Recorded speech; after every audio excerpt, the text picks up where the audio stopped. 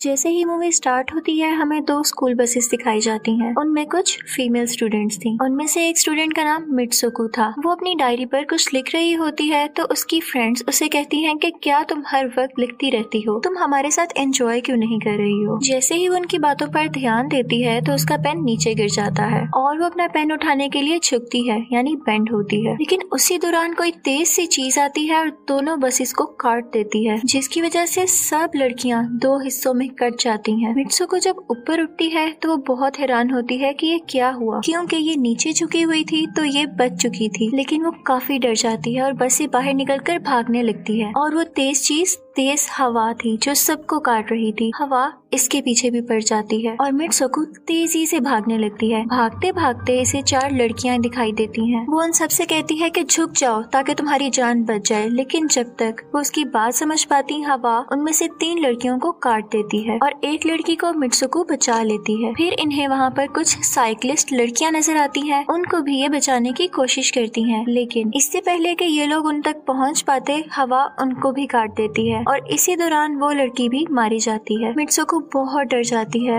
और डर में इधर उधर भागने लगती है कि फिर वो एक नदी के किनारे पहुंच जाती है। वहाँ पर जाकर वो अपना मुंह हाथ धोती है जिस पर बहुत खून लगा हुआ था। वहाँ पर पहले से ही बहुत सारी डेड बॉडीज पड़ी हुई थी जिनको हवा ने काट दिया था। वहाँ से वो एक डेड बॉडी के कपड़े लेती है और चेंज कर लेती है। फिर सीन चेंज होता है और हमें दिखाया जाता है कि मित्सुको चलते चलते एक स्कूल में आ गई है जहाँ पर और भी बहुत सारी फीमेल स्टूडेंट्स हैं। उनका यूनिफॉर्म मित्सुको के यूनिफॉर्म से चेंज था, यानी वो उसके स्कूल की स्टूडेंट्स तो नहीं थी। वहाँ पर एक लड़की मित्सुको के पास आती है और कहती है कि तुम कैसी हो। वो दरअसल उसकी बेस्ट फ्रेंड थी। लेकिन मित्सुको उससे पूछती है कि क्या तुम वाकई ही मेरी बेस्ट फ्रेंड हो, क्योंकि उसे कुछ समझ नहीं आ रहा था कि ये हो क्या रहा है। यहाँ पर हमें दिखाया जाता है कि मित्सुको और उसकी बेस्ट फ्रेंड काफी हद तक एक दूसरे से प्यार करती हैं। फिर अचानक से हवा का झोंका आता है और मित्सुको डर कर स्कूल की बिल्डिंग के अंदर चली जाती है। उसकी बेस्ट फ्रेंड को कुछ समझ नहीं आ रहा था कि ये हो क्या रहा है। वो उससे पूछती है कि मित्सुको तुम इतना स्ट्रेंज बिहेव क्यों कर रही हो, तुम्हें हो क्या गया है। मित्सुको से बताती है कि मैं नहीं जानती कि वो मेरा ख्वाब था या सच, लेकिन मैंने देखा है कि हवा का झोंका सब लड़कियों को काट गया है। ये सुनकर उसकी बेस्ट फ्रेंड उसे खिड़की के पास ले जाती है और अपना हाथ बाहर निकाल कर कहती है कि ये देखो, ये एक हवा का झोंका है और कुछ नहीं, रोज की तरह ऐसी ही हवा चल रही है। इस पर मित्सुको की परेशानी थोड़ी कम होती है और उसे लगता है कि शायद वाकई ये मेरा ख्वाब हो सकता है। उसके बाद मित्सुको की बेस्ट फ्रेंड अपनी और 2 दोस्तों को लेती है और क्लास बंक करने का प्लान बनाती है। जैसे ही ये चारों क्लासरूम से बाहर आ रही होती हैं तो इनकी टीचर भी आ जाती है और इनको देख लेती है,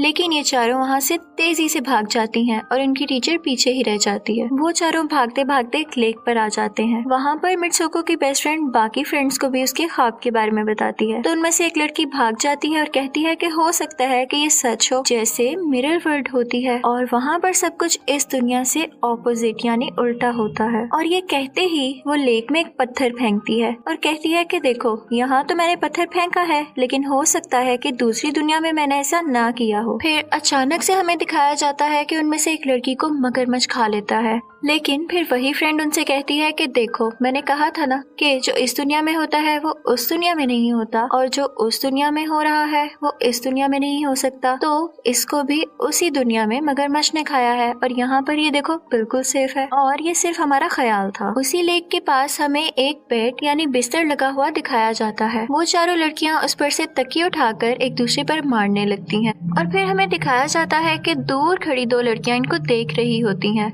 उनमें से एक ब्राइड बनी हुई होती है और इनफैक्ट उन 2 लड़कियों ने आपस में शादी कर ली थी।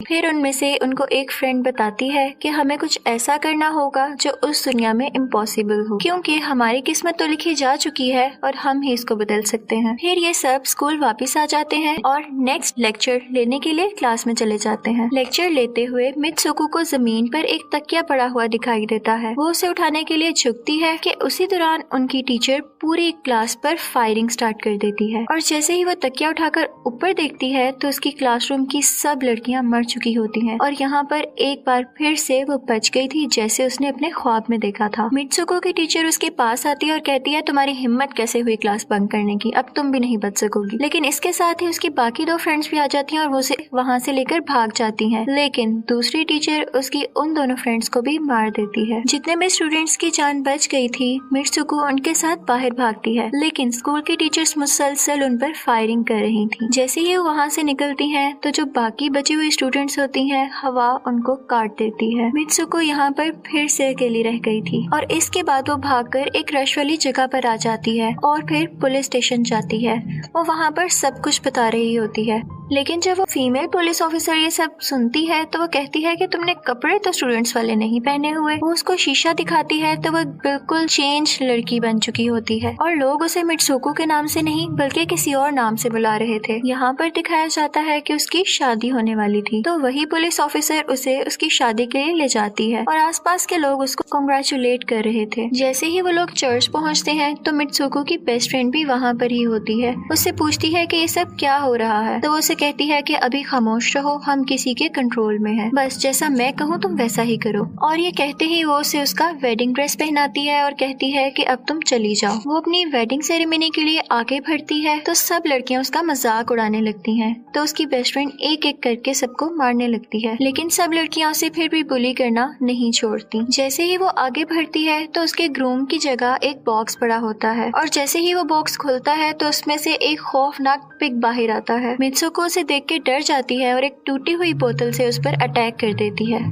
और फिर मित्सुको और उसकी बेस्ट फ्रेंड चर्च से भागते हुए बाहर आ जाती हैं। यहाँ पर भी 2 लड़कियां इनको रोकती हैं, लेकिन उसकी बेस्ट फ्रेंड इन्हें मारकर भाग जाती है और मित्सुको दूसरी साइड पर आ जाती है। चलते चलते जब वो मिरर में खुद को देखती है तो यहाँ पे वो फिर से एक और चेंज लड़की बनी हुई थी। वहाँ पर रेस हो रही होती है और कुछ लड़कियां इसके पास आती हैं और फिर से किसी और नाम से बुलाकर कहती हैं कि तुम तो बहुत अच्छी रेसर हो, तो तुम भाग क्यों नहीं रही हो। और जब वो भागना स्टार्ट करती है तो खुद में भागने की एनर्जी फील करती है और रेस जीतने की पूरी कोशिश करती है। वहाँ पर इसे अपनी डेड फ्रेंड्स भी नजर आती हैं जो कि स्कूल में मारी जा चुकी थी और इसकी बेस्ट फ्रेंड भी वहाँ पर आ जाती है। लेकिन भागते भागते ये लोग नोट करते हैं कि वही पिग और वो औरतें जिन्होंने इनको चर्च में रोका था इनकी तरफ आ रही थी। तो रेसर्स इससे कहती हैं कि तुम यहाँ से चली जाओ, इस दुनिया से बाहर चली जाओ। वो भागते भागते एक अंधेरी जगह पर आ जाती है। वहाँ पर कुछ स्टूडेंट्स होती हैं जिन्होंने यूनिफॉर्म पहना होता है और वो मित्सुको की तरफ आती हैं और कहती हैं कि हम सब भी मरे हुए हैं और तुम्हें भी मार देंगे। लेकिन तभी मित्सुको की बेस्ट फ्रेंड वहाँ पर आती है और कहती है कि तुम इनके जाल में मत फंसना, तुम अपना असली नाम बार बार कहो। और इसी के साथ उसकी बेस्ट फ्रेंड आ जाती है और उसे जोर जोर से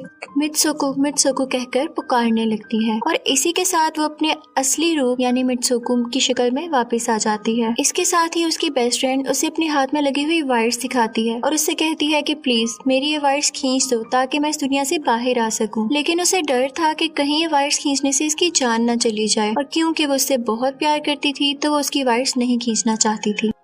लेकिन अपनी बेस्ट फ्रेंड के इंसिस्ट करने पर वो वायर्स खींच देती है। इसी के साथ उसकी बेस्ट फ्रेंड के 2 हिस्से हो जाते हैं और फिर उसे एक गेट दिखाई देता है। उस दरवाजे से बाहर आने पर वो देखती है कि वो आदमियों की दुनिया में आ चुकी है और वहाँ पर उसके पोस्टर्स लगे हुए हैं जिसे कुछ लड़के देख रहे हैं। फिर एक लड़का उसकी तरफ आता है और कहता है कि तुम फ्यूचर में हो और ये सुनते ही वो बेहोश हो जाती है। जैसे ही वो होश में आती है तो वो आगे बढ़ती है और देखती है कि एक बूढ़ा आदमी एक रूम में गेम खेल रहा होता है और उसकी गेम में मित्सुको को वही कैरेक्टर्स नजर आते हैं जो वो पहले बन चुकी है। वो बूढ़ा आदमी कहता है कि ये गेम मैंने बनाई है और मैं ही तुम लोगों को कंट्रोल कर रहा हूँ। तुम तो बहुत पहले मारी जा चुकी थी लेकिन मैंने तुम्हारा डीएनए लेकर तुम्हें फिर से बनाया। मित्सुको को जब पता चलता है कि ये गेम है तो वो सोचती है कि शायद अभी भी मैं अपनी दुनिया में जा सकती हूँ। और फिर एक आदमी आता है जो मित्सुको को अपने पास बुलाता है तो वो बूढ़ा आदमी कहता है कि जाओ इस गेम की आखिरी सीरीज यानी आखिरी हिस्से को कंप्लीट कर दो। और मित्सुको डरते डरते उसके पास चली जाती है। इसी के साथ उसे अपनी दोस्त की कही हुई बात याद आ जाती है कि अगर हम इस दुनिया में कुछ ऐसा करेंगे जो दूसरी दुनिया में इम्पॉसिबल हो तो तुम इस गेम से बाहर आ जाओगी। और इसी के साथ उस आदमी का गला दुबा देती है और कहती है कि बस करो अब हमारे साथ खेलना। फिर वो उस बूढ़े आदमी की छड़ी उठाती है और अपने पेट में दे मारती है, जिससे उसकी डेथ हो जाती है। और बूढ़ा आदमी ये सोच भी नहीं सकता था कि मित्सुको ऐसे कर सकती है और इससे उसकी डेस्टिनी चेंज हो गई थी। वो इस दुनिया में यानी गेम में तो मर गई थी, लेकिन असली दुनिया में वो अभी भी जिंदा थी। फिर दिखाया जाता है कि मित्सुको के बाकी कैरेक्टर्स भी अपने आप को किसी न किसी तरीके से मार लेते हैं। अब वो सब के सब गेम का पार्ट नहीं थे। फिर हमें मित्सुको दिखाई जाती है जो कि एक बहुत बर्फीली जगह पर लेटी होती है और अब वो असली दुनिया में आ चुकी थी और सब कुछ खत्म हो चुका था। यहाँ पर वो बिल्कुल सेफ थी और इसी के साथ मूवी एंड हो जाती है। Thank you for watching.